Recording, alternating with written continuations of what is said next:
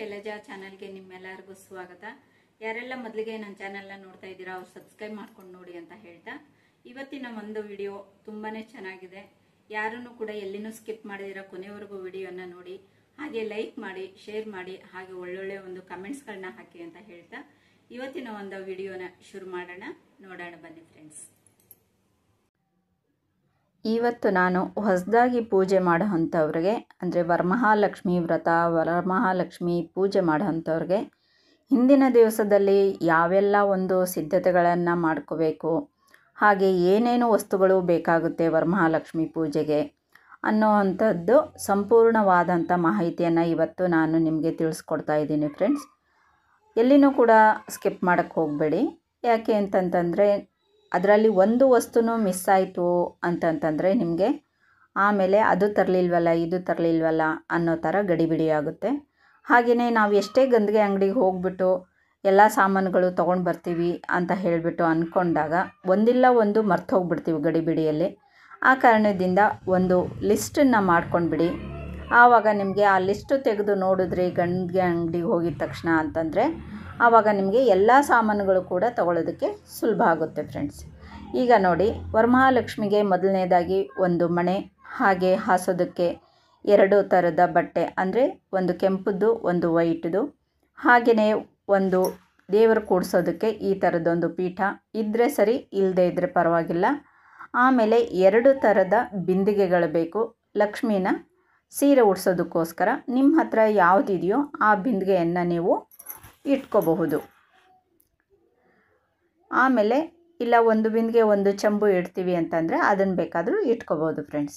ಆಮೇಲೆ ಇವಾಗ ಕಳಸವನ್ನು ಇಡೋದಕ್ಕೆ ಒಂದು ತಟ್ಟೆಯಲ್ಲಿ ಅಕ್ಕಿ, ಆಮೇಲೆ ಕುಂಕುಮ, ಅರಿಶಿನ,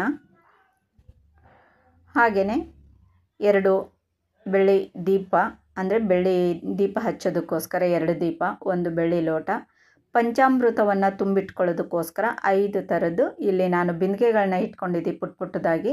ನಿಮ್ಮ ಹತ್ರ ಬಟ್ಲುಗಳಿದ್ದರೆ ನೀವು ಬಟ್ಲುಗಳನ್ನ ಇಟ್ಕೋಬಹುದು. ಇಷ್ಟನ್ನು ಕೂಡ ಪೂಜೆಗೆ ಬೇಕಾಗುವಂಥ ಸಾಮಾನುಗಳು ಫ್ರೆಂಡ್ಸ್.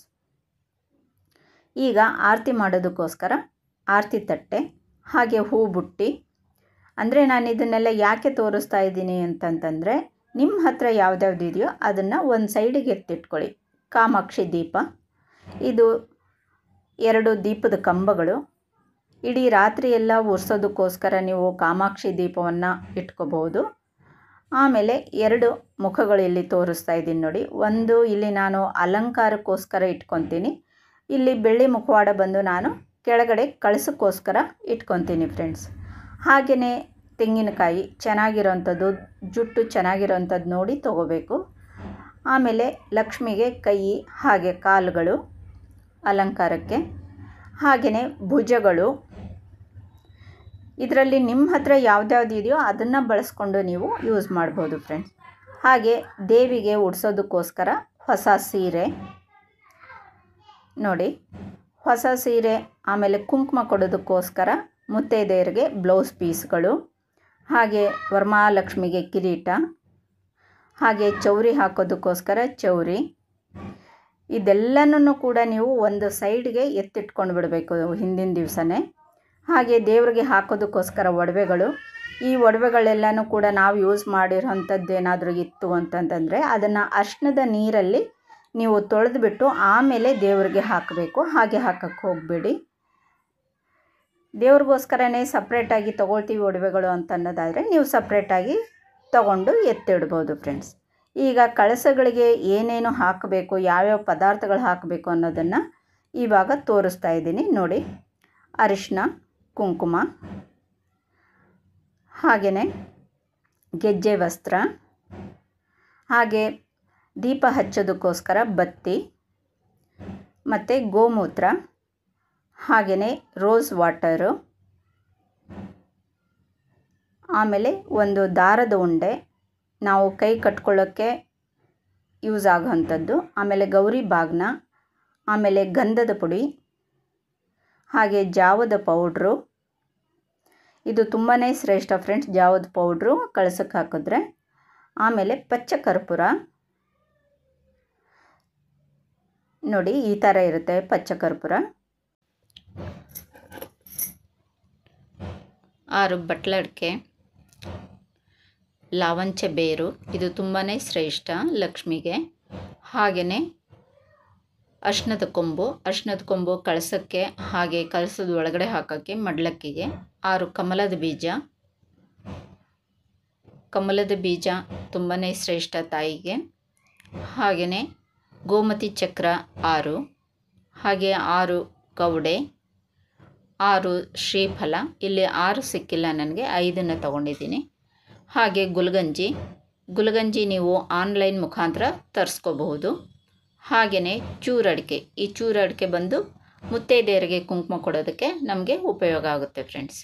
ಇಷ್ಟನ್ನು ಕೂಡ ಇವಾಗ ಗಂಧಿಗೆ ಅಂಗಡಿಗಳಲ್ಲಿ ಸಿಗುವಂಥ ವಸ್ತುಗಳನ್ನು ತೋರಿಸಿದ್ದೀನಿ.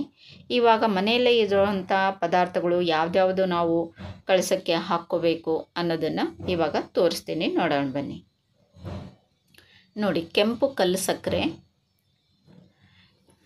ಮನೆಯಲ್ಲೇ ಇದೆ ಅಂದರೆ ಹಾಕಿ, ಇಲ್ಲ ಹೊರಗಡೆಯಿಂದ ತರಿಸಿ ಹಾಕಿ. ಬಾದಾಮು, ಗೋಡಂಬಿ, ಇದೆಲ್ಲನೂ ಕೂಡ ನಿಮಗೆ ಮನೆಯಲ್ಲಿದ್ದರೆ ಹಾಕ್ಬೋದು, ಇಲ್ಲ ಹೊರಗಡೆಯಿಂದ ತಂದು ಹಾಕ್ಬೋದು ಫ್ರೆಂಡ್ಸ್. ಆಮೇಲೆ 6 ಏಲಕ್ಕಿ, 6 ಲವಂಗ, ಇದೆಲ್ಲನೂ ಕೂಡ ಮನೆಯಲ್ಲೇ ಇರುತ್ತೆ ನಿಮಗೆ. ಅದರಿಂದ ನೀವು ಮನೆಯಲ್ಲಿರೋಂಥದ್ದನ್ನೇ ಉಪಯೋಗ ಮಾಡ್ಕೋಬಹುದು. ಹಾಗೆಯೇ ಇವಾಗ ಕಳಸಕ್ಕೆ ಹಾಕೋದಕ್ಕೆ ಕಾಲುಂಗುರ, ಗೆಜ್ಜೆ ಕಾಲುಂಗುರ ಅಂತಂತಂದರೆ ತಾಯಿಗೆ ತುಂಬ ಇಷ್ಟ. ಆಮೇಲೆ ವೈಡೂರ್ಯ, ಚಿನ್ನ, ಮುತ್ತು, ಹಾಗೆ ಬೆಳ್ಳಿ, ಹಾಗೆಯೇ ಹವಳ. ಇದರಲ್ಲಿ ನಿಮ್ಮದು ಯಾವ್ದ್ಯಾವುದು ವಸ್ತುಗಳಿದೆಯೋ ಅದನ್ನು ಮಾತ್ರ ಹಾಕ್ಕೋಬೋದು.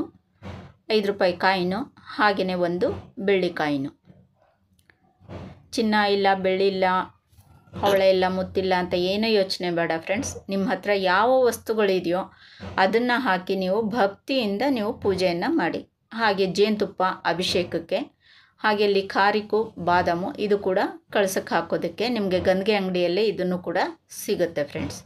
ನೋಡಿದ್ರಲ್ಲ, ಇಷ್ಟು ವಸ್ತುಗಳು ಕೂಡ ನಾವು ಕಳಸಕ್ಕೆ ಹಾಕುವಂಥ ವಸ್ತುಗಳು. ಹಾಗೆಯೇ ತಾಯಿಗೆ ಆರತಿ ಮಾಡೋದಕ್ಕೋಸ್ಕರ ಆರತಿಗೆ 1 ತಟ್ಟೆ, ಹಾಗೆಯೇ ವ್ರತ ಮಾಡೋದಕ್ಕೆ ವರಮಹಾಲಕ್ಷ್ಮಿ ಪೂಜೆ 1 ಪುಸ್ತಕ. ನಿಮ್ಮ ಹತ್ರ ಪುಸ್ತಕ ಇದೆ ಅಂದರೆ ಪುಸ್ತಕ ನೋಡಿಕೊಂಡು ನೀವು ಪೂಜೆ ಮಾಡ್ಬೋದು. ಇಲ್ಲ ಅಂತಂತಂದರೆ ನೀವು ಹಾಗೆಯೇ ಬೇಕಾದರೂ ಪೂಜೆ ಮಾಡ್ಕೋಬೋದು. ಈಗ ನೋಡಿ, ಇಲ್ಲಿ ಪೂಜೆಗೋಸ್ಕರ ಬೇಕಾಗಿರೋವಂಥ ಎಲ್ಲ ವಸ್ತುಗಳು, ಕಡ್ಡಿ, ಕರ್ಪೂರ, ಹಾಗೆಯೇ ಹೂವು, ಎಲೆ, ಅಡಿಕೆ, ಹಾಗೆ ಎಣ್ಣೆ, ಬಳೆ, ಆಮೇಲೆ ತುಪ್ಪ, ಕರ್ಪೂರ, ಈ ಎಲ್ಲ ವಸ್ತುಗಳು ಕೂಡ ಪೂಜೆಗೆ ಬೇಕಾಗುವಂಥ ವಸ್ತುಗಳು ಫ್ರೆಂಡ್ಸ್.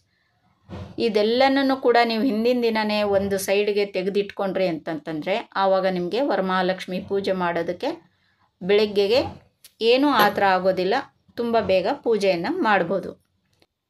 ಇನ್ನು ಇವಾಗ ತೋರಿಸ್ತಾ ಇರೋವಂಥ ವಸ್ತುಗಳಂತೂ ತುಂಬಾ ಮುಖ್ಯ ಫ್ರೆಂಡ್ಸ್. ಯಾಕಂದರೆ ಇವು ಕೂಡ ನಮಗೆ ತುಂಬಾ ಉಪಯೋಗವಾಗುವಂಥ ವಸ್ತುಗಳು. ಕಳಸಕ್ಕೆ ಕಟ್ಟೋಕ್ಕೆ 1 ಕಡ್ಡಿ, ದಾರ, ಹಾಗೆಯೇ ಸೇಫ್ಟಿ ಟೇಪು, 2 ಕಳಸಕ್ಕೂ ಸೇರಿಸಿ ಟೇಪನ್ನು ಸುತ್ತಕೊಳ್ಳೋದಕ್ಕೆ ಬೇಕಾಗುತ್ತೆ. ಹಾಗೆಯೇ ಸೀರೆ ಉಡಿಸಿದಾಗ ಸೂಜಿ ದಾರ ಬೇಕಾಗುತ್ತೆ.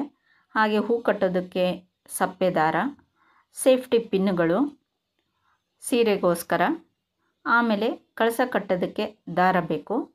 ಹಾಗೆಯೇ ಏನಾದರೂ ನಾವು ಕಟ್ ಮಾಡ್ತೀವಿ ಅಂದಾಗ ಅದಕ್ಕೆ ಕತ್ತರಿ ಕೂಡ ಬೇಕಾಗುತ್ತೆ. ಹಾಗಾಗಿ ಈ ಎಲ್ಲ ವಸ್ತುಗಳು ಕೂಡ ನಾವು ಹಿಂದಿನ ದಿನ ಇವನು ಕೂಡ ನಾವು ಒಂದು ಸೈಡ್ಗೆ ಎತ್ತಿಟ್ಕೋಬೇಕು.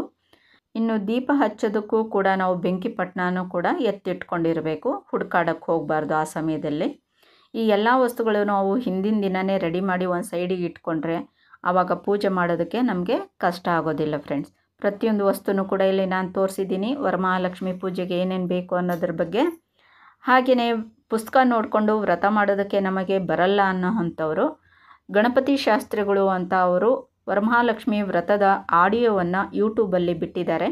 ಸುಮಾರು 20 ವರ್ಷಗಳಿಂದನೂ ಕೂಡ ನಾನು ಆಡಿಯೋನ ಹಾಕ್ಕೊಂಡು ಅದರ ಪ್ರಕಾರನೇ ನಾನು ಪೂಜೆಯನ್ನು ವ್ರತವನ್ನು ಮಾಡ್ಕೊತಾ ಬರ್ತೀನಿ ಫ್ರೆಂಡ್ಸ್. ತುಂಬ ಚೆನ್ನಾಗಿ ಅವರು ಮಂತ್ರವನ್ನು ಹೇಳ್ತಾರೆ. ಅವರಷ್ಟೇ ನಮ್ಮ ಜೊತೆಗಿರಲ್ಲ, ಆದರೆ ಅವರ ಧ್ವನಿ ಮುದ್ರಣ ನಮ್ಮ ಜೊತೆಗಿರುತ್ತೆ. ಹಾಗಾಗಿ ನಾವು ಆಡಿಯೋನ ಕೇಳಿಕೊಂಡು ವರಮಹಾಲಕ್ಷ್ಮಿ ವ್ರತವನ್ನು ಸಾಂಗವಾಗಿ ನೆರವೇರಿಸ್ಕೋಬಹುದು. ಆಮೇಲೆ ಪೂಜೆ ಪುನಸ್ಕಾರ ನೈವೇದ್ಯಗಳನ್ನೆಲ್ಲ ಮಾಡಿದ ನಂತರ ಮುತ್ತೈದೆಯರಿಗೆಲ್ಲನೂ ಕೂಡ ಕುಂಕುಮವನ್ನು ಕೊಟ್ಟು ಆಮೇಲೆ ಮಾರನೇ ದಿವಸ ನಾವು ವರಮಹಾಲಕ್ಷ್ಮಿ ಕಳಸವನ್ನು ವಿಸರ್ಜನೆಯನ್ನು ಮಾಡಿ ನಾವು ಇಷ್ಟು ವಿಧಿವಿಧಾನದಿಂದ ನಾವು ಸಂಪೂರ್ಣವಾಗಿ ವರಮಹಾಲಕ್ಷ್ಮಿ ವ್ರತವನ್ನು ಮಾಡಿ ಮುಗಿಸ್ಕೋಬೋದು ಫ್ರೆಂಡ್ಸ್. ಇಲ್ಲಿ ಶ್ರೀ ಗಣಪತಿ ಶಾಸ್ತ್ರಿಗಳ ಒಂದು ಇಲ್ಲಿ ಚಿತ್ರವನ್ನು ತೋರಿಸ್ತಾ ಇದ್ದೀನಿ ನೋಡಿ ಯೂಟ್ಯೂಬಲ್ಲಿ. ಇದನ್ನು ನೀವು ಸ್ಕ್ರೀನ್ಶಾಟ್ ತಗೊಂಡು ಈ ಒಂದು ಯೂಟ್ಯೂಬಲ್ಲಿ ಆಡಿಯೋನ 2-3 ಸಾರಿ ಕೇಳಿ ನೋಡಿ, ಆವಾಗ ನಿಮಗೆ ಚೆನ್ನಾಗಿ ಅರ್ಥ ಆಗುತ್ತೆ. ಈ ವಿಡಿಯೋ ಇಷ್ಟ ಆದರೆ ಒಂದು ಲೈಕ್ ಮಾಡಿ, ಶೇರ್ ಮಾಡಿ, ಹಾಗೆ ನನ್ನ ಚಾನಲ್ನ ಸಬ್ಸ್ಕ್ರೈಬ್ ಮಾಡ್ಕೊಳ್ಳಿ ಅಂತ ಹೇಳ್ತಾ ಇಷ್ಟೊತ್ತವರೆಗೂ ವಿಡಿಯೋ ನೋಡಿದ್ದಕ್ಕೆ ಧನ್ಯವಾದಗಳು ಫ್ರೆಂಡ್ಸ್. ಆ ವರಮಹಾಲಕ್ಷ್ಮಿ ಎಲ್ಲರಿಗೂ ಒಳ್ಳೆಯದು ಮಾಡಲಿ.